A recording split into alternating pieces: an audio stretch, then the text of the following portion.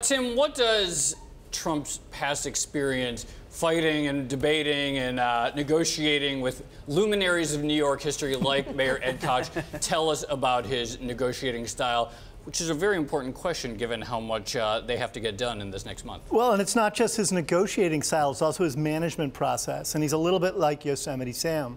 You know, he's just sort of willing to shoot in all directions to get his way. And he's not thinking, I think, strategically or rationally by our standards when he does this. If the standard is, how is he going to get legislation through the Congress, for example, he's not working towards that. He's working towards, I think, being seen as the winner, but by his own definition of what winning is. But tell us this specific story about Koch, and this was a development that Trump was trying to do on the west side of Manhattan, right? Huge development on the west side, from 59th Street to 72nd Street. It's called the West Side Yards. Trump had an option on the property. He had lost it. He reacquired it in the late 80s. And had he developed it, it would have rivaled Rockefeller Center in scope. He wanted to put a tower on it that would have been the biggest building in the world at the time. It was going to have acres and acres of residential and commercial space. But to get it done, and he was carrying a lot of debt at the time too, to get it done, he needed the city to engineer some tax abatements and zoning variances for him.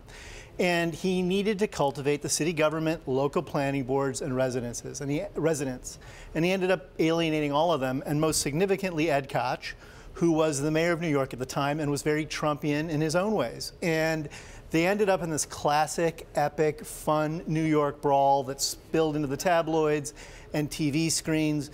You know, Trump said, "Oh, it's bedlam in New York. The city's going to hell," and Koch would say, "You're just a piggy, piggy, piggy," and they went back and forth. But behind that sort of boys in the sandbox thing was the fact that he failed to get the zoning variances and the tax abatements. The development stalled. He couldn't afford to carry it, and he ultimately lost the property. Okay, so if we apply that story to D.C., you're talking about how he's alienating everybody in New York City. It seems as though through these bullying tactics, he's managing to alienate a lot of people down in D.C., trying to show, you know, who's boss, and yet learning that to get anything done down there, he needs these other people. What do you think ultimately comes of this, and especially relative to the debt ceiling and the wall? Tax reform. Tax reform, infrastructure.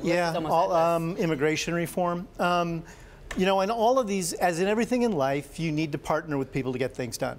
And the problem down there is that he's not working towards that. And he hasn't spoken, according to all reported accounts, to Mitch McConnell now for weeks.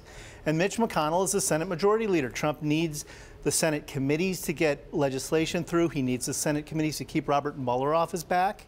And Mitch McConnell should not be trifled with, but Trump is trifling with him.